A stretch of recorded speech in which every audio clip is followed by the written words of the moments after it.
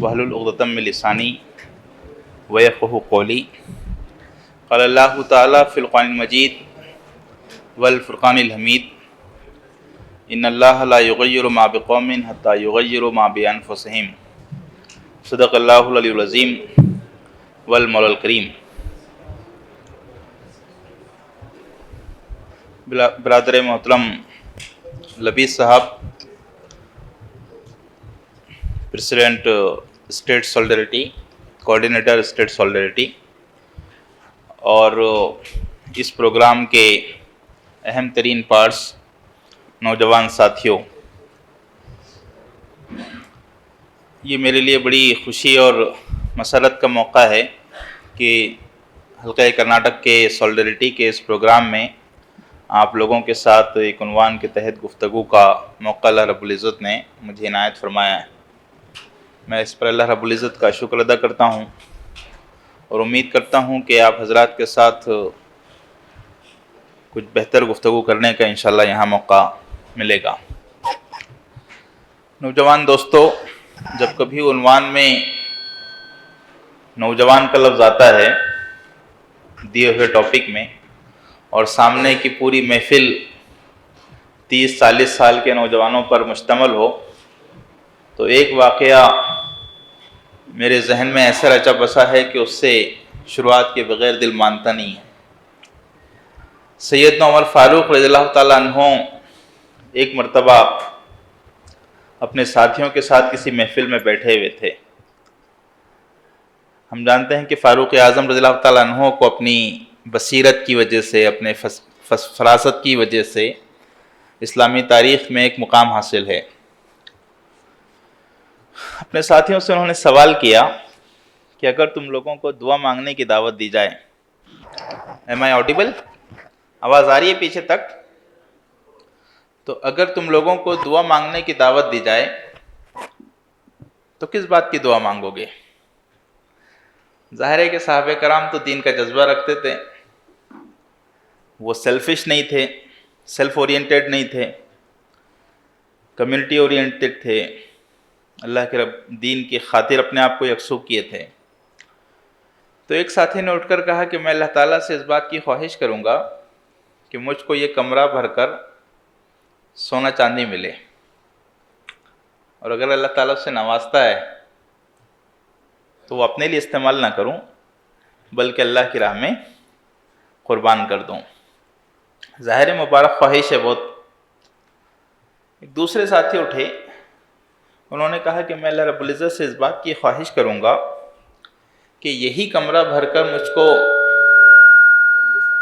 ہیرے جواہرات ملیں، اور اگر اللہ تعالیٰ مجھ کو اس سے نوازتا ہے تو ان ہیرے جواہرات کو بھی میں اللہ کی راہ میں قربان کر دوں۔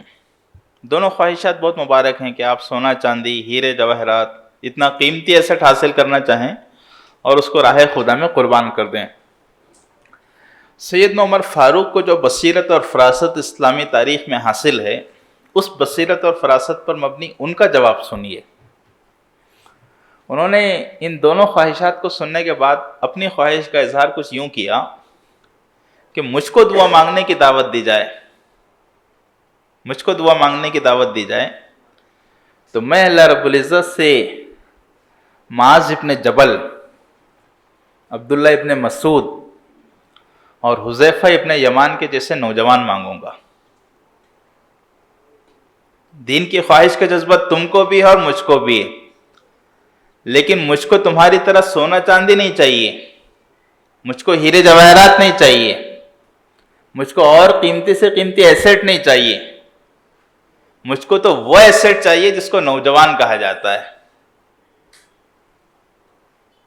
اور نوجوان بھی ایسے کھوکھلے نوجوان نہیں جو صرف اپنے ہیئر اسٹائل کے اعتبار سے، اپنے فزیکل اسٹرکچر کے اعتبار سے، اپنے گلیمر کے اعتبار سے، اپنے ماڈلز کے اعتبار سے نوجوان ہوں، بلکہ انہوں نے اس کو سمبلائز کیا 3 نوجوانوں سے، معاذ ابن جبل، عبداللہ ابن مسعود اور حذیفہ ابن یمان کے جیسے نوجوان۔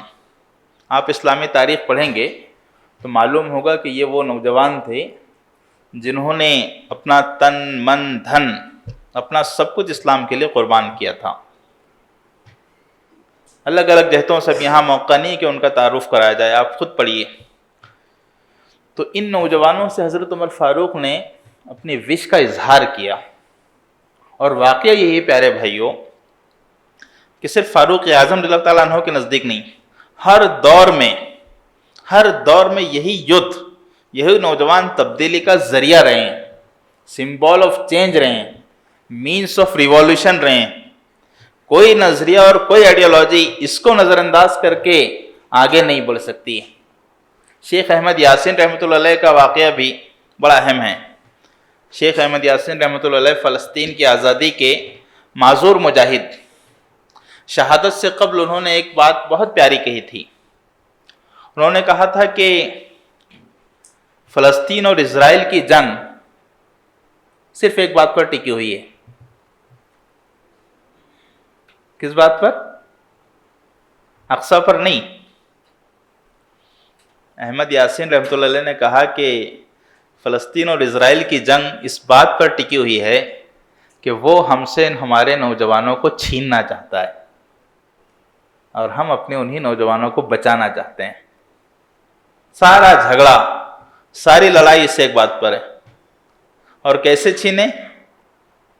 یہ نہیں ہوگا کہ کسی عبداللہ کو اور کسی زبیر کو اور کسی فہیم کو پکڑ کر اس کو ڈیوڈ میں، جانسن میں، جوزف میں تبدیل کر دیا جائے۔ وہ فہیم رہے، رضوان رہے، اور زبیر رہے۔ اس سے اس کی جوانی چھین لی جائے، اس سے اس کی وہ جوانی چھین لی جائے جس کے ذریعے سے وہ سماج میں تبدیلی کا ذریعہ ثابت ہو سکتا ہے۔ اس سے اس کی وہ قوتیں، وہ حوصلے، وہ امنگیں، وہ ایمبیشن اور وہ پوٹینشل چھین لیا جائے، وہ پوٹینشل اور وہ ایمبیشنز چھین لی جائیں جس کے ذریعے سے وہ ایک ریوالوشن کی بنیاد بن سکتا ہے۔ سب کچھ چھین لیا جائے اس سے، اس کو زندگی کا ہنر دیا جائے کہ کھاؤ پیو، ڈرنک اینڈ بی میری۔ کس لیے جوانی؟ انجوائے کرنے کے لیے۔ کچھ کرنا ہے تو سوچیں گے بعد میں۔ اور ہم اپنے سر کی آنکھوں سے دیکھتے ہیں کہ کانشیسلی انکانشیسلی ہماری نوجوان طبقے کا بڑا حصہ کہیں نہ کہیں اس کا شکار ہے۔ ہم اپنے حوصلے کھو چکے ہیں، ہم اپنی امنگیں کھو چکے ہیں، اور اسی وجہ سے یہ بلڈوزر بھی چل رہے ہیں، یہ نام بھی تبدیل کیے جا رہے ہیں، یہ سیاست بھی ہو رہی ہے، حکومتیں بھی بدل رہی ہے۔ اور کل ایک اچھا شعر سننے میں آیا کہ اس سال برسات میں بارش برسنے کی ضرورت نہیں ہے، اس لیے کہ زمینوں نے خون اتنا پی لیا ہے مسلمانوں کا کہ اب برسات کی بھی ضرورت باقی نہیں رہی ہے۔ تو کیوں ہو رہا ہے سب یہ؟ نوجوانی باقی نہیں رہی۔ اقبال کی شاعری بھری پڑی ہے۔ اقبال نے مختلف موقعوں پر مختلف اسباب بیان کیے ہیں، ریزنز بتائیں کہ کیوں یہ امت پسماندہ ہے۔ تو ایک موقع پر انہوں نے کہا کہ ابو العلا مورہ ایک فرد تھا جو ویجیٹیرین تھا، کھاتا نہیں تھا گوشت، تو اس کو مات دینے کے لیے، ڈوج دینے کے لیے بھونا ہوا تیتر اس کی پلیٹ میں لائے، مرغ۔ اس پر تفصیل سے انہوں نے نظم لکھی، اس نے کھایا، تو کھانے کے بعد ایک شعر اقبال نے اس کی زبان میں بیان کیا، اس بھنے ہوئے مرغ سے مخاطب ہو کر یا تیتر سے مخاطب ہو کر، افسوس صد افسوس کہ شاہی نہ بنا تو، افسوس صد افسوس کہ شاہی نہ بنا تو، دیکھے نہ تیری آنکھ نے فطرت کے اشارات۔ اقبال کی شاعری کو آپ لوگوں نے پڑھا ہوگا، تو جن لوگوں نے پڑھا ہوگا وہ جانتے ہوں گے کہ شاہین کون ہے۔ اقبال کے الفاظ میں وہ پرندوں کی دنیا کا بے تاج بادشاہ ہے، اور شاہین ہی کی شکل میں وہ نوجوانوں کو دیکھنا چاہتے تھے۔ تو کون سی خوبیاں ہیں جو شاہین کو پرندوں کی دنیا کا بے تاج بادشاہ بناتی ہیں؟ اقبال نے اپنی شاعری میں ایکسپلین کیا کہ بہت اونچی اڑان اڑتا ہے شاہین، اس کی اڑان بہت اونچی ہوتی ہے، وہ چھوٹے چھوٹے مقاصد پر مطمئن نہیں ہو جاتا ہے، وہ حرکت کرنے والا ہوتا ہے، جدوجہد اس کا شیوا ہوتا ہے، آسمان کی بلندیوں میں اڑتا ہے، وہ اپنی دنیا آپ پیدا کرتا ہے، وہ دوسروں پر منحصر نہیں ہوتا ہے کہ سچر کمیٹی کی رپورٹ پھیلایا، بھیک مانگتا ہے کہ ہم کو ہمارا ریزرویشن دو، وہ اپنی دنیا آپ پیدا کرتا ہے، وہ خوددار اور منحصر ہوتا ہے، وہ غیرت مند ہوتا ہے، آرام اس کو زیب نہیں دیتا، ایک چٹان اس سے دوسری چٹان، اس سے تیسری چٹان، آسمان کی پر اس کا کوئی آشیانہ نہیں ہوتا ہے، کوئی گھر نہیں ہوتا ہے اس کا، غیرت مند ہوتا ہے، مردار نہیں کھاتا ہے، یہ اور جیسی بے شمار خوبیاں جو اس کو پرندوں کی دنیا کا بادشاہ بناتی ہیں۔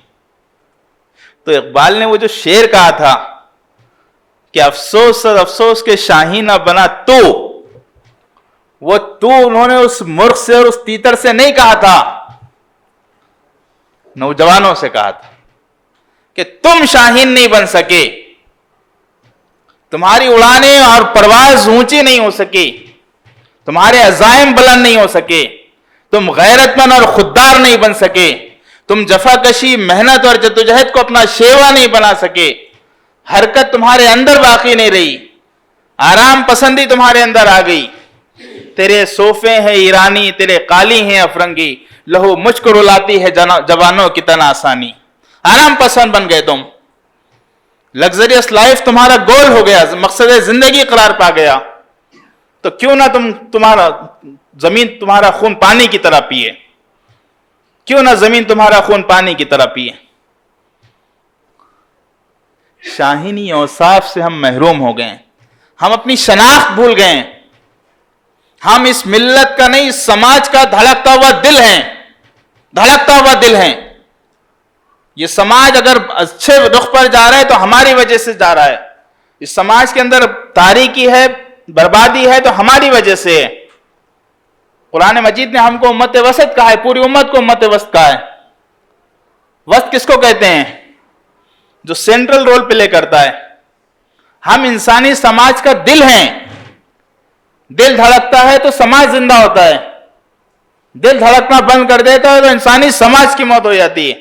جس طرح انسانی جسم کی موت واقع ہوتی ہے، اسی طرح ہمارے دھڑکنے سے انسانی سماج زندہ ہوگا۔ ہم نے یہ دھڑکنے والا رول بند کر دیا ہے۔ نبی کریم صلی اللہ علیہ وسلم کی ایک بہت پیاری حدیث ہے کہ الید العلیٰ خیر من الید السفلیٰ، دینے والا ہاتھ لینے والے ہاتھ سے بہتر ہے۔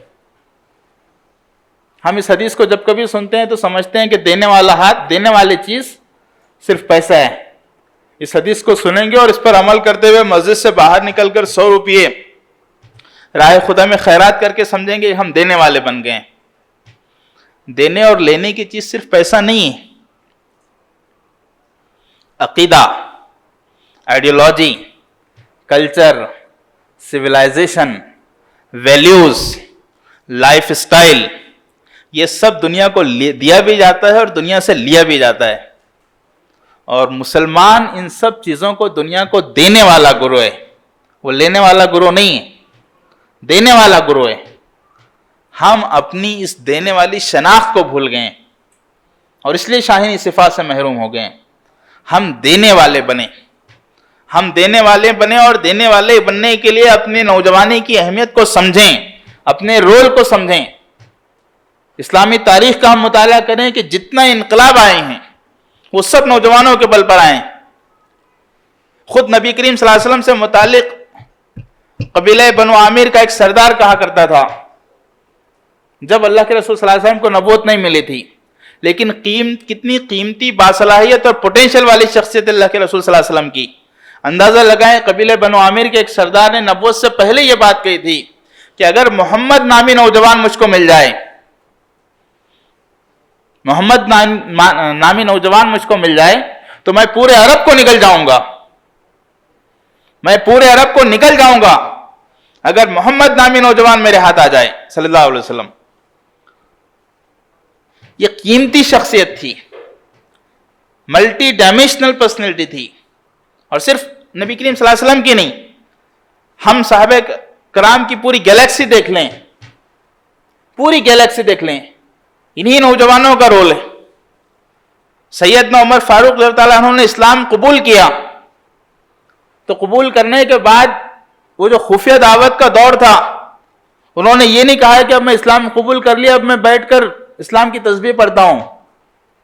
اس زمانے میں یہ مائک نہیں تھے اور نہ میڈیا تھا، نہ پرنٹ میڈیا تھا نہ الیکٹرانک میڈیا تھا.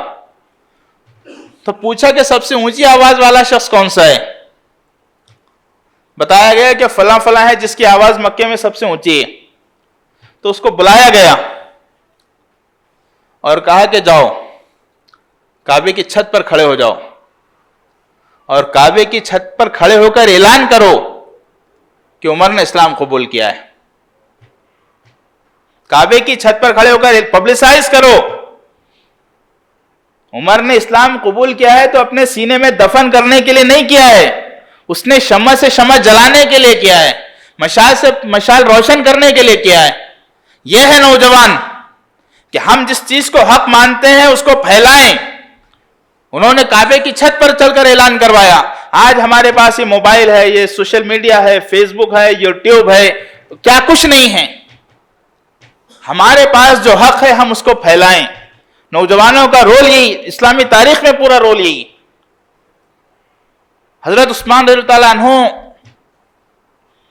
سے متعلق عشر مبشرہ ہیں, تو وہ اپنے عالم پیری میں یعنی بڑھاپے میں کہا کرتے تھے کہ اللہ تعالیٰ, بہت اطمینان کے ساتھ کہا کرتے تھے کہ میرے پاس 10 صفات ایسی ہیں جس کی وجہ سے میں اللہ تعالیٰ سے گزارش کر سکتا ہوں کہ مجھے جنت میں پہنچا دے, اور 10 میں سے 8 صفات ایسی ہیں جن کا تعلق نوجوانی کے دور سے. 10 میں سے 8 صفات ایسی ہیں جن کا تعلق نوجوانی کے دور سے.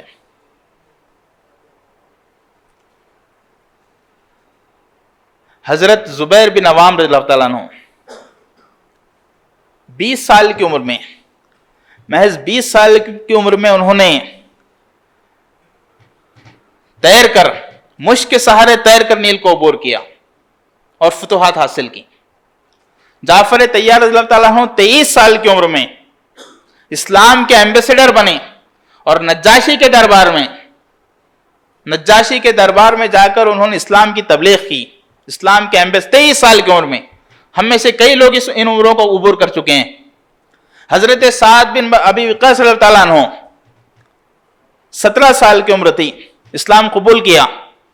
اسلام قبول کرنے کے بعد ان کی ماں نے ان سے کہا, مشرکہ تھی ماں, انہوں نے کہا کہ اسلام سے باز آ جاؤ. انہوں نے کہا کہ نہیں, میں اسلام نہیں چھوڑوں گا. ان کی ماں نے احتجاجاً دھوپ میں بیٹھنا شروع کر دیا کہ دیکھو تمہارا مذہب, تم اسلام قبول کیے ہو نا, تو تمہارا مذہب یہ ہے کہ ماں باپ کی اطاعت کی تعلیم دیتا ہے, ماں باپ کی فرما برداری اور خدمت کی تعلیم دیتا ہے, تو اگر تم میرا کہنا نہیں مانو گے تو میں دھوپ میں بیٹھ جاؤں گی. حضرت سعد بن ابی وقاص صلی اللہ تعالیٰ عنہ نے کہا, تاریخی جملہ کہا کہ ماں, مجھ کو تم سے بے پناہ محبت ہے, مجھ کو تم سے بے پناہ محبت ہے, لیکن اگر تمہارے جسم میں 1000 جانیں ہوں اور ایک ایک کر کے ہر جان نکل جائے تب بھی اسلام کو نہیں چھوڑوں گا. وہ معزز تھے زمانے میں مسلمان ہو کر. اسلام کا غلبہ ان نوجوانوں کے ذریعے سے ہوا ہے, اس کمٹمنٹ اور اس پیشن کے ذریعے سے ہوا ہے, اور صرف میدان جنگ میں نہیں, ہر میدان میں. حضرت ابو ہریرہ رضی اللہ تعالیٰ عنہ بالکل بچے تھے تو اپنے آپ کو اللہ کے رسول صلی اللہ علیہ وسلم کی خدمت میں دے دیا. احادیث لکھتے تھے, نبی کریم صلی اللہ علیہ وسلم احادیث کہتے تھے. تو ایک موقع پر اللہ کے رسول صلی اللہ علیہ وسلم سے کہا کہ یا رسول اللہ, آپ بہت پیاری پیاری باتیں کہتے ہیں لیکن ہم کو یاد نہیں رہ پاتی ہیں. نبی کریم صلی اللہ علیہ وسلم نے کہا کہ استعین بیمینک, اپنے ہاتھ سے مدد لو, یعنی لکھ لو. حضور صلی اللہ علیہ وسلم نے اشارہ کیا اپنے ہاتھ سے مدد لو, مطلب رائٹ ڈاؤن کرو. حضرت ابو ہریرہ رضی اللہ تعالیٰ عنہ نے اس کو لکھنا شروع کیا اور لکھتے لکھتے پھر پوری عمر اپنے آپ کو اس کام کے لیے وقف کر دیا. جب وہ رخصت ہوئے تو معلوم ہوا کہ ان کے صندوقوں میں احادیث کا انبار ہے, 5,500 احادیث. آپ بیشتر احادیث حضرت ابو ہریرہ رضی اللہ تعالیٰ عنہ سے روایت کر کے بولتے ہیں. 5,500 احادیث حضرت ابو ہریرہ رضی اللہ تعالیٰ عنہ سے مروی ہیں. حضرت انس رضی اللہ تعالیٰ عنہ ہماری طرح اسی کم عمری میں تھے, تو ان کی ماں ان کو لے کر آئی اور کہا کہ یا رسول اللہ, میرا بیٹا بہت ذہین ہے, اور میں چاہتی ہوں کہ یہ صرف آپ کی صحبت میں رہے. ہوتا ہے نا، آج ہم بھی اپنے بعض بچوں کو کہتے ہیں کہ میرا یہ بیٹا بہت ذہین ہے اور میں اس کو چاہتا ہوں کہ IAS کرے، میرا فلاں بیٹا بہت ذہین ہے اس کو چاہتا ہوں کہ MS کرے، MS بنے، ماسٹر آف سرجن کرے. تو ان کی ماں نے حضرت انس کو بہت ہونہار اور ذہین سمجھ کر حضور صلی اللہ علیہ وسلم کی صحبت میں دیا. حضور صلی اللہ علیہ وسلم کی صحبت میں پوری جوانی انہوں نے لگائی، اور ان کی موت کے بعد جب ان کے صندوق کھولے گئے تو بعد میں لوگوں نے لکھا کہ ان کے صندوقوں سے متعلق ایک جملہ کہا، فیہ علم کثیر، اس میں بے پناہ علم ہے. نبی کریم صلی اللہ علیہ وسلم کے زمانے میں انہوں نے اس قدر علم حاصل کیا کہ علم کا منبع بن گئے. زید بن ثابت رضی اللہ تعالیٰ عنہ ایک مرتبہ خواب میں اللہ کے رسول صلی اللہ علیہ وسلم کو خواب سنایا کہ یا رسول اللہ، میں دیکھ رہا ہوں کہ میری ایک انگلی شہد میں لگی ہوئی ہے اور ایک میں گھی ہے، کچھ انگلیوں میں شہد ہے اور کچھ میں گھی ہے، اور انگلی شہد کی انگلی بھی چاٹ رہا ہوں اور گھی کی انگلیاں بھی چاٹ رہا ہوں. نبی کریم صلی اللہ علیہ وسلم نے کہا کہ اس کی تعبیر یہ ہے کہ تم عبرانی زبان سیکھو گے اور سریانی زبان سیکھو گے. عبرانی سریانی اس وقت یہودیوں کی زبان ہوا کرتی تھی، اور حضور صلی اللہ علیہ وسلم کو یہودیوں کی کوئی چیز سمجھنا ہوتی تو ڈپینڈنسی تھی کہ ان کے یہودی علماء کو بلا کر سمجھیں. زید بن ثابت رضی اللہ تعالیٰ عنہ نے جب یہ دیکھا کہ مجھ کو یہ کام کرنا چاہیے اور میرے اندر کہیں نہ کہیں اس کی کیپیسٹی ہے، تو سب چھوڑ کر اپنے آپ کو اس کے لیے ڈیڈیکیٹ کر دیا. اصحاب صفہ میں تھے وہ، تو اصحاب صفہ کی ایک ٹیم، اصحاب صفہ کا جو کچھ ذکر آپ سنتے ہیں کہ صفہ کے چبوترے پر بیٹھ کر علم حاصل کرتے، تو کیا کرتے تھے؟ کچھ صحابہ نے اپنے آپ کو عبرانی اور سریانی زبان سیکھنے کے لیے یکسو کر دیا، اور چند دنوں کے اندر یہ معاملہ ہوا کہ نبی کریم صلی اللہ علیہ وسلم کو عبرانی اور سریانی سیکھنے کے لیے یہودیوں کی علماء کی ڈپینڈنسی ختم ہو گئی. انہوں نے اپنے آپ کو زبان کا اسکالر بنا لیا. حضرت اسامہ بن زید رضی اللہ تعالیٰ عنہ 20 سال کی عمر میں، حضرت ابوبکر موجود ہیں، حضرت ابو عمر فاروق موجود ہیں، جید علماء موجود، صحابہ کرام موجود ہیں، لیکن غزوہ موتہ کی قیادت اسامہ بن زید کو سونپی گئی. جوانوں کو، پیروں کو استاد کر. حضرت معاذ بن جبل نوجوان ہیں اور یمن کے گورنر بنا کر بھیجے گئے، اور یمن کی ایسی شاندار تنظیم کی کہ بعد میں حضرت عمر فاروق رضی اللہ تعالیٰ عنہ کے دور تک اس گورننس کے پیٹرن کو حضرت عمر فاروق نے فالو کیا. بہت مثالیں ہیں، مثالوں کی یہ جو فہرست ہے بہت طویل ہو سکتی ہے. میں ان مثالوں سے صرف یہ واضح کرنا چاہ رہا ہوں کہ دور نبوی کے انقلاب کی جتنی ضرورتیں تھیں، جتنی نیڈز تھی، چاہے وہ میدان جہاد ہو، چاہے وہ دریاؤں کو عبور کرنا ہو، چاہے وہ نجاشی کے دربار میں دعوت اسلام اور اسلام کے ایمبیسیڈر بننا ہو، چاہے وہ مختلف نئی زبانوں کو سیکھنا ہو، چاہے وہ علم حدیث اور علم فقہ حاصل کرنا ہو، چاہے وہ کتابیں تیار کرنا ہو، ہر جگہ یہ 20، 30 اور 40 سال کا گروہ تھا جو اپنے آپ کو پیش کیے ہوئے تھا. یہ پورا صف اول تھی، انہی نوجوانوں کے بل پر پورا انقلاب تھا. آپ جانتے ہیں ایک بات، منافقین کا ذکر آپ اکثر سنتے ہیں. منافقین کی کتنی تعداد ہوگی یقینی طور پر تو نہیں کہا جا سکتا، لیکن اندازہ یہ ہے کہ سینکڑوں میں تھی. آپ کو پتہ ہے ان منافقین میں، سینکڑوں منافقین میں نوجوان کتنے تھے؟ مولانا نعیم صدیقی صاحب نے اپنی کتاب میں لکھا ہے کہ پورے منافقین میں جو عبداللہ بن ابی کے زیر قیادت تھا، صرف ایک نوجوان تھا جس کی عمر 40 سال سے کم تھی. باقی سب کے سب وہ بوڑھے تھے. کیا وجہ؟ منافقت کس چیز کا نام ہے؟ منافقت ایک دوغلا کیریکٹر ہے. ایک دوغلا کیریکٹر ہے کہ وہاں جائیں تو ان کے ہو کر رہے ہیں اور یہاں آئیں تو ان کے ہو کر رہے ہیں. وہاں ان کی تعریف کریں اور یہاں ان کی تعریف کریں. وہاں ان کی برائی کریں اور یہاں کر ان کی برائی کریں. ایک دوغلا کیریکٹر ہے، بزدلی ہے منافقت. اور نوجوانوں کو زیب نہیں دیتی ہے منافقت. نوجوانی کے شائن شان نہیں ہے یہ بات کہ ایک چیز کو حق جانے اور دوسروں کے سامنے اس کا اظہار نہ کریں. یہاں حق کو دوسروں کے سامنے برائی کریں اور یہاں کی برائی کو دوسروں کے سامنے حق بیان پیش کریں. یہ نوجوانی کے شاعر ہیں. وہ جس چیز کو حق جانتے ہیں اس کو حق بیان کرتے ہیں چاہے کسی کو برا لگے. اس جرأت کا، اس بہادری کا اور اس حوصلے کا نام نوجوان ہے. اسی لیے منافقوں میں کوئی نوجوان، سب نوجوان یا تو اس خیمے میں ہیں کلیئر کٹ، یا تو کفار و مشرکین کے خیمے میں ہے یا اہل ایمان کے خیمے میں ہے. دوغلا کیریکٹر نوجوانوں کی شایع نشان نہیں. پیارے بھائیوں، ہم سب اس کام کے لیے یکسو ہوئے ہیں. ہم کو اس چیز کی اہمیت کو سمجھ کر سب سے پہلا جو کام کرنا ہے وہ اس کام کی یکسوئی. الحمدللہ ہم میں سے بیشتر لوگ اس کام کے لیے کمیٹڈ ہیں. ابھی بقرعید آنے والی ہے. سیدنا ابراہیم علیہ السلام کے حوالے سے ایک دو ہم اکثر سنتے ہیں، انی وجہت وجہی للذی فطر السماوات والارض حنیفا وما انا من المشرکین، کہ میں نے اپنے آپ کو یکسو کر لیا ہے. ابراہیم علیہ السلام کی خوبی یہ تھی کہ یکسو، حنیف کا لفظ ان کے لیے استعمال ہوا ہے. عام طور پر اس کو صرف نماز میں پڑھا جاتا ہے، نماز کی شروعات میں.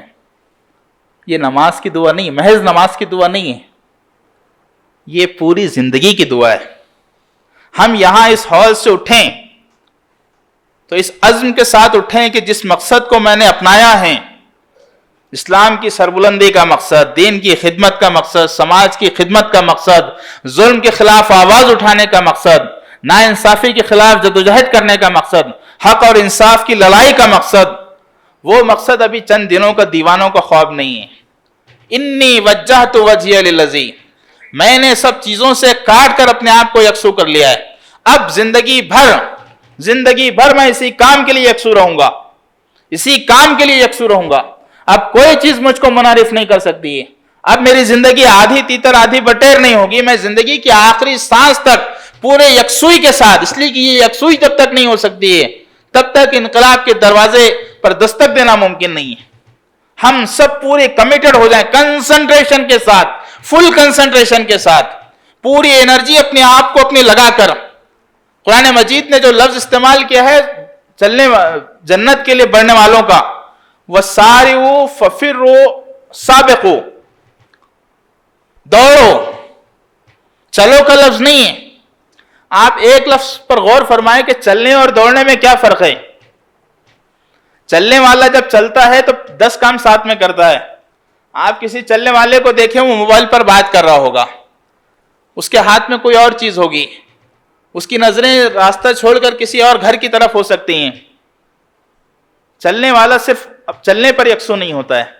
دوڑنے کی نفسیات پر غور کیجئے. جو قرآن مجید نے کہا کہ فَفِرُّوا اور سَارِعُوا، دوڑنے والا ممکن نہیں ہے کہ ایک فرد دوڑ بھی رہا اور ہاتھ میں موبائل ہے اور بات کر رہا ہو.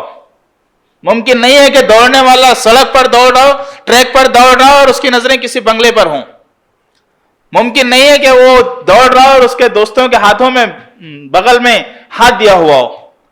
دوڑنے والا صرف دوڑنے کا کام کرے گا. دوڑو اللہ کی جنت کی طرف، سب چھوڑ دو اور جو کچھ کرو تو اسی کام کے لیے کرو. دوڑنے والے کے پیر حرکت کرتے ہیں، دوڑنے میں مددگار ہوتے ہیں. دوڑنے والے کے ہاتھوں کی موومنٹ ہوتی ہے، دوڑنے میں سپورٹ کرتی ہے. دوڑنے والے کا دماغ جو ہے وہ راستے کے ٹریک پر ہوتا ہے. اس کے جتنے باڈی آرگنز ہوتے ہیں وہ سب دوڑنے کو سپورٹ کرتے ہیں.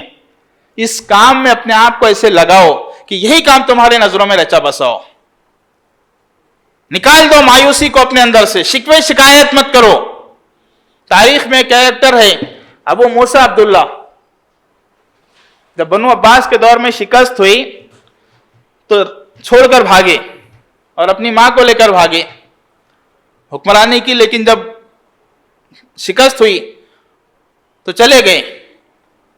جانے کے بعد پہاڑ کی چوٹی پر پہنچے اور بہت حسرت سے اپنے شہر کو، جس پر سال ہر سال بلکہ دہائیوں تک انہوں نے اور ان کے نسلوں نے حکومت کی، خلافت کی، بہت حسرت سے دیکھا. تو ان کی ماں نے بہت پیارا جملہ کہا. ان کی ماں نے کہا کہ جس شہر کو تم مردوں کی طرح بچا نہیں سکے، عورتوں کی طرح رو کر کیوں آنسو بہاتے ہو؟ مردوں کی طرح بچا لیتے تو غنیمت تھا، تم شہر چھوڑ کر بھاگے ہو. پیٹ مت دکھاؤ، آج ہمارے نوجوانوں کا مسئلہ یہ ہے، اور ہم سب کا عمومی مسئلہ یہ ہے کہ ہم شکوے شکایت اور ماتم میں ایک ڈپریشن کی کیفیت میں جا رہے ہیں. یہ مسئلہ، وہ مسئلہ، باطل ایسا، RSS ویسا، فلاں ویسا، حکومت ایسی، ہم بے پناہ، ہم کچھ نہیں ہے.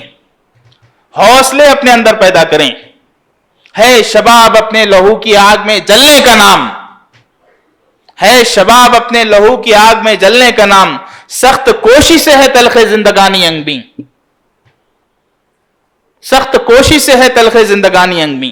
انگ بھی کہتے ہیں شہد کو. انسان جب سخت کوشی کا یعنی جدوجہد کا عادی بنتا ہے تو اس کو زندگی کی تلخیاں شہد جیسے لگنے لگتی ہیں، شہد جیسے لگنے لگتی ہیں. تو فرمایا کہ سخت کوشش سے ہے تلخ زندگانی انگ بھی، تلخیاں، یہ زندگی کی کڑواہٹیں اور یہ جدوجہد کی تکلیفیں شہد بن جائیں گی جب تم شباب کو اپنے اللہ کی امانت سمجھو گے اور لہو کی آگ میں جلاؤ گے. سلطان صلاح الدین ایوبی سے متعلق یہ بات آتی ہے کہ ان کی کمر میں پھوڑے ہو گئے تھے، لیکن اس عالم میں وہ کہا کرتے تھے کہ مجھے بستر پر جب میں لیٹ جاؤں تو ان پھوڑوں کی وجہ سے تکلیف ہوتی ہے، لیکن جب میدان جہاد میں ہوں تو ان پھوڑوں کی تکلیف بھول جاتا ہوں. کہتے تھے کہ مجھے تلواروں موسیقی سے زیادہ لذت تلواروں کی جھنکار میں آتا ہے، مزہ آتا ہے. موسیقی سے زیادہ مزہ تلواروں کی جھنکار میں آتا ہے، اور بستر کے نرم بستر سے زیادہ مزہ گھوڑوں کی پیٹھ پر آتا ہے. گھوڑوں سے تکلیف ہوتی تھی جب بستر پر لیٹتے تھے، لیکن گھوڑوں کی پیٹھ پر جب بیٹھ جاتے اس تکلیف کو بھول جاتے. تو انسان جب ایک مقصد کو اپنا لیتا ہے تو پھر ان ساری چیزوں کو وہ بھول جاتا ہے. اس کے لیے عشق کی کیفیت لگتی ہے، جذبہ جنون لگتا ہے. ابھی ہم عید منائیں گے، عید الاضحیٰ منائیں گے. ابراہیم علیہ السلام کی سیرت پر غور کریں کہ جس وقت حق کو پہچاننا تھا تو انہوں نے عقل کا استعمال کیا. یہ تارا ڈوب رہا ہے، یہ خدا نہیں ہو سکتا ہے. چاند کی روشنی مدھم پڑ رہی ہے، خدا نہیں ہو سکتا. سورج پھیکا پڑ رہا ہے، خدا نہیں ہو سکتا ہے. ڈوبنے والوں کو میں خدا نہیں مانتا ہوں. یہ لاجک تھی، لاجک تھی کہ یہ مورتی دیکھو اس کو توڑ دیا گیا، پوچھو کس نے اس کو توڑا ہے. اگر وہ جواب نہیں دیتی تو وہ خدا نہیں ہو سکتی ہے. خود لاجک ہے. حق کو پہچاننے کے لیے لاجک ہے. کیا اسی لاجک کا استعمال کتنا لاجیکل اپروچ آپ دیکھیے ابراہیم علیہ السلام کی سیرت میں کہ تارے، سورج، چاند، ستارے ڈوب رہے ہیں تو خدا نہیں ہو سکتے ہیں. مورتی جواب نہیں دے سکتی اس لیے خدا نہیں ہو سکتی. لاجیکل اپروچ ہے. کیا یہ لاجیکل اپروچ اس وقت سیدنا ابراہیم نے اختیار کیا جب آگ میں کودنے کے لیے کہا گیا؟ بہت کامن، چھوٹے سے چھوٹا معصوم بچہ کہے گا کہ آگ میں کودیں گے تو جل جائیں گے. وہاں کیوں لاجک اختیار نہیں کی؟ وہاں یہ لاجک کیوں اختیار نہیں کی جب کہا گیا کہ بیٹے کے گلے پر چھری چلا دو؟ لاجک وہاں بھی ہو سکتی تھی. حق کی پہچان کے لیے لاجک ہے، لیکن جب حق پر عمل کرنے کا مرحلہ آتا ہے وہاں پھر لاجک نہیں بلکہ جذبہ عشق کام آتا ہے. پھر دیوانگی کام آتی ہے، پھر پاگل پن کام آتا ہے. کیا کہا اقبال نے؟ بے خطر کود پڑا آتش نمرود میں عشق.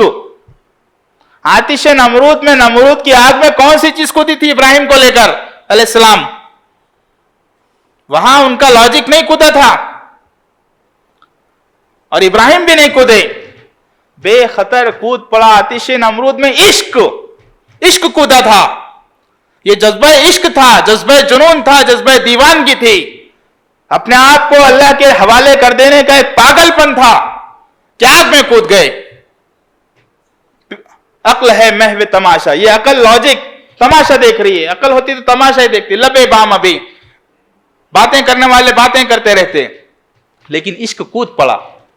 اور وہی عشق تھا کہ آج دنیا میں سب سے زیادہ پیرو ابراہیم علیہ السلام کے ہیں. یہودی، عیسائی اور مسلمان سب ابراہیم علیہ السلام کو مانتے ہیں. عشق پر اعمال کی بنیاد رکھ. اسی لیے کہا کہ عشق پر اعمال کی بنیاد ہے، عقل کو تنقید سے فرصت نہیں. لاجک عقل استعمال کیجئے، حق کو پہچاننے کے لیے کیجئے، لیکن مرحلہ جب عمل کرنے کا ہے تو ایک پاگل پن سوار ہو، جنون سوار ہو. کھپا دیں اپنے آپ کو اللہ کی راہ میں، بدل دیں اپنے آپ کو. یہی بقرعید ہم سے یہ بھی کہتی ہے کہ یہ نوجوانی سب سے قیمتی عنصر ہے. قربانی کرتے ہیں تو فقہ آپ کو بتاتی ہے کہ کیا کوئی بوڑھا جانور قربان کیا جاتا ہے اللہ کی راہ میں؟ فقہ آپ سے کہتی ہے کہ قربانی کرو تو بوڑھے جانور کی مت کرو، ضعیف جانور کی. اور بچڑے کی، چھوٹے بچے کی بھی قربانی نہیں چلتی ہے. قربانی کس کی جاتی ہے؟ جوان جانور کی جاتی ہے. تو جب فقہ قربانی کا عنصر یہ ہے، جوہر یہ ہے کہ جوانوں کی قربانی چاہیے، جانور کے لیے اگر قربانی کا یہ معیار ہے کہ جانور بچہ نہیں ہونا چاہیے، جانور بوڑھا نہیں ہونا چاہیے، تو انسان کی قربانی کا یہ معیار کیوں نہیں ہو سکتا ہے کہ جوانوں کی قربانی اللہ کو محبوب ہوگی؟ جانور کی قربانی کے لیے یہ ہے کہ وہ بے عیب ہونا چاہیے، بے نقص ہونا چاہیے. اندھا، کانا، لولا، لنگڑا جانور قربان نہیں کیا جاتا. تو پھر اللہ کی راہ میں دینے کے لیے ہم اپنا بچا کھچا ٹائم پاس کیوں دیں؟ ہم کیوں اپنا بہترین وقت، ہم کیوں اپنا بہترین ٹیلنٹ اللہ کی راہ میں نہ دیں؟ کیوں نہ دیں؟ جانوروں کے لیے ایک معیار اور انسانوں کے لیے دوسرا معیار کیوں ہو سکتا ہے؟ ہم اپنا بہترین وقت دیں، ہم اپنی بہترین صلاحیت دیں، ہم اپنا سب کچھ بہترین دیں، اپنے آپ کو بدل دیں. فرمایا، اللہ کے رسول صلی اللہ علیہ وسلم سے پوچھا گیا کہ سب سے پیاری ہجرت کون سی جانتے ہو؟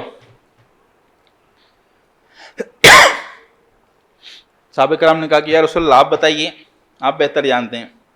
تو فرمایا کہ سب سے بہترین ہجرت یہ کہ تم برائیوں سے بھلائیوں کی طرف آ جاؤ. تم اپنے آپ کو سب سے پہلے بدلو. سب سے بہترین ہجرت ہے کہ تم برائیوں سے اچھائیوں کی طرف آ جاؤ.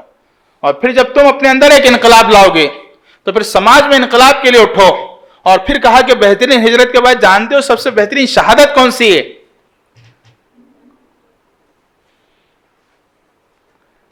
پھر صحابہ کرام نے استفسار کیا کہ یا رسول اللہ آپ بتائیے. فرمایا کہ سب سے بہترین شہادت یہ ہے کہ تم بھی مارے جاؤ، شہید ہو، اور تمہارا گھوڑا بھی شہید ہو. تم بھی شہید ہو اور تمہارا گھوڑا بھی شہید ہو. مطلب یہ ہے کہ صرف آپ نہیں، آپ کی ساری بلانگنگز، آپ کے سارے ایسیٹس، آپ کا پورا سرمایہ اللہ کی راہ میں لگ جائے. تو بچا بچا کے نہ رکھ سے، تیرا آئینہ ہے وہ آئینہ کہ شکستہ ہو تو عزیز تر ہے نگاہ آئینہ ساز میں. شکستہ ہو، یہ بچا بچا کر رکھنے کے لیے نہیں ہے جوانی، ہر چیز اللہ کی راہ میں دینے کے لیے. صرف اپنی جوانی نہیں. بہترین شہادت تو ہے کہ گھوڑا تک ہم تو جائیں، اپنے گھوڑے کو بھی لے کر جائیں، ہمارا سب کچھ لگ جائے اس راہ میں. یہ اصل شہادت ہے اور یہ بہترین شہادت ہے. یہ بہترین شہادت ہے. نوجوان دوستو، ہم پر، میں اکثر یہ بات کہتا ہوں کہ نوجوانوں پر عام طور پر یہ سمجھا جاتا ہے کہ ان کے گھر بار کی ذمہ داری ہے. ہم پر پورے معاشرے کی اور پورے سماج کی ذمہ داری ہے.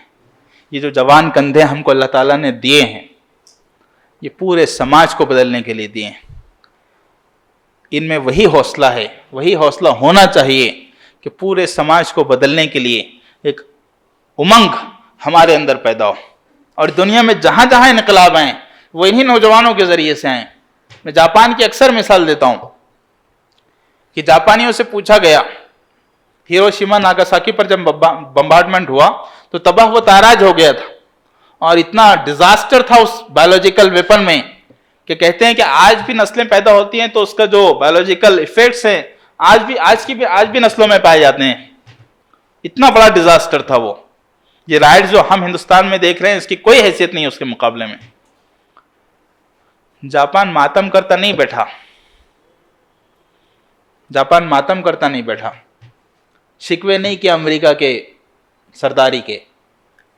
انہوں نے اپنی نسل کو، ایک نسل کو 1 سے 2 نسل کو اس کام کے لیے ڈیڈیکیٹ کر دیا کہ اب یہ جو جاپان تباہ و تاراج ہوا ہے، اب نئے جاپان کو اٹھانے کی ذمہ داری تمہاری ہے، اب ایک نئے جاپان کو بسانے کی ذمہ داری تمہاری ہے۔ ان جاپانیوں نے اپنے آپ کو یکسو کیا اور پھر جب اٹھے تو انڈسٹریل ورلڈ کے چیمپئن بنا کر اٹھے۔ وہ جاپان جو 1940 کی دہائی میں 1940s میں ختم ہو گیا تھا، 1960-70 کے آتے آتے وہ 20 سے 30 سال کے عرصے میں، بہت بڑا وقت نہیں گزرا، 20 سے 30 سال کے عرصے میں صرف ایک جنریشن نے پورے جاپان کو بدل دیا۔ کہنے کو چھوٹے چھوٹے پستہ لوگ، لیکن انڈسٹریل ورلڈ کے قداور لوگ بن گئے۔ کیوں؟ پوچھا کسی نے جاپانیوں سے کہ کیوں تم یہ ڈراسٹک چینج کیسے آیا؟ تو ایک جاپانی نے بڑا حکیمانہ جواب دیا۔ اس نے کہا کہ ہم لوگ 3 کام کرتے ہیں۔ کیا؟ پہلا کام ہم کام کرتے ہیں، اچھا، دوسرا ہم کام کرتے ہیں، تیسرا ہم کام کرتے ہیں۔ We work, we only work, we simply work. ہم ماتم نہیں کرتے ہیں، ہم بے بسی کا، لاچاری کا، کمزوری کا رونا نہیں روتے ہیں۔ ہم اپنی دنیا آپ پیدا کرتے ہیں۔ ہم اپنے کندھوں پر اپنے گھر کا نہیں، اپنے معاشرے کا بوجھ سمجھتے ہیں۔ ہم اپنے اندر ملک کا مستقبل تلاش کرتے ہیں۔ یہ ہے جس کی وجہ سے قومیں بن جاتی ہیں، سنور جاتی ہیں۔ اسرائیلی جب پیدا ہوتا ہے تو کہتے ہیں کہ ہر اسرائیلی سے کہا جاتا ہے کہ تم کو 2 کام کرنے ہیں، ایک ہیکل سلیمانی کی تعمیر کرنی ہے، اور دوسرے اس کا کیریئر بتایا جاتا ہے کہ یہ فلاں کیریئر ہے جس میں تم کو اپنے آپ کو ڈیڈیکیٹ کرنا ہے۔ یہ 2 کام تمہاری زندگی کا مقصد ہے۔ یہ 2 کام اسرائیلیوں کی، یہ یہودی مذہب کے ان کے الفاظ میں خدمت ہے۔ بچپن سے قوم کی خدمت کا جو بھی ان کا اپنا ٹارگٹ ہے وہ ان کو دے دیا جاتا ہے، اور پھر وہ اس کے لیے اپنے آپ کو کھپا دیتے ہیں۔ ان اللہ لا یغیر ما بقوم حتی یغیروا ما بانفسہم۔ کوئی قوم، اللہ کی محبوب ترین قوم بھی ہو، اللہ کی محبوب ترین قوم مسلمان بھی ہو، تو اس وقت تک نہیں بدلے گی جب تک اس کے اندر سے تبدیلی کی امنگیں پیدا نہیں ہوں گی۔ اللہ کی سنت ہے، جاپانی اٹھیں گے تو جاپانیوں کو بدلیں گے، اسرائیل اٹھیں گے تو ان کو بدلے گا، اور یہ قوم سوتی رہے گی تو اس کو سلا دے گا، اور خون کی طرح پانی پیتی رہے گی زمین۔ تو اٹھنا ہم کو ہوگا، عزائم اور حوصلوں سے اٹھنا ہوگا، اس امنگ کے ساتھ اٹھنا ہوگا کہ یہ بقرعید آ رہی ہے، اب قربانی جانوروں کے ساتھ معاشرے کی نہیں ہو سکتی ہے۔ ہم اٹھیں گے، ہم ابراہیمی جذبہ اپنے اندر پیدا کریں گے، ظلم اور ناانصافی کے خلاف ہم دیوار بنیں گے، امن و سکون کے لیے ہم دروازہ بنیں گے، ہم حق کی لڑائی لڑیں گے۔ جو کچھ ہو رہا ہے وہ اپنی جگہ ہے، لیکن یہ اس لیے بھی تو ہو رہا ہے کہ ہم خاموش ہیں۔ کہہ دیا نوپور شرما نے جو کہنا تھا، ہم نے کیا کہا؟ ہم نے کیا کہا؟ اس نے گستاخی رسول میں جو بولنا تھا بول دیا، لیکن ہم تائید رسول میں اور رحمت للعالمین کی امت بن کر ان کے پیغام رحمت کو کتنا عام کر سکے؟ سوال یہ نہیں ہے، سوال یہ نہیں ہے کہ نوپور شرما نے کیوں کیا اور کیا کیا۔ فطرت کا اصول ہے وہ خلا کو قبول نہیں کرتی ہے، فطرت خلا کو قبول نہیں کرتی۔ آپ نہیں اٹھیں گے وہ جا کر اپنا زہر پھیلا دے گی۔ آپ پھیلائیے اپنا شہد، آپ عام کیجیے اپنی محبت۔ آپ نہیں پھیلاتے ہیں اپنی محبت کو اور زہر پھیلانے والوں کے خلاف بولتے ہیں۔ فطرت خلا کو کبھی قبول نہیں کرتی ہے۔ آپ نہیں اٹھیں گے کوئی اور بڑھ کر اپنا کام کر لے گا۔ تو یہ نپور شرما پیدا ہوتے رہیں گے۔ ابو جہل اور ابو لہب بھی پیدا ہوئے، لیکن ابو جہل اور ابو لہب کے مقابلے میں ابو بکر اور عمر بھی تو تھے۔ ہم ان کے مقابلے میں کہاں ہیں؟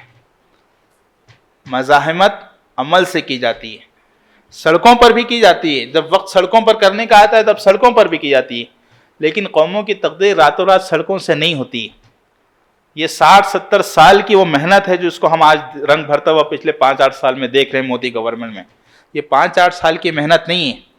5-8 سال کی محنت ہوتی تو جوڈیشری میں پینیٹریشن نہ ہوتا. 5-8 سال کی محنت ہوتی تو بیوروکریسی میں پینیٹریشن نہ ہوتا.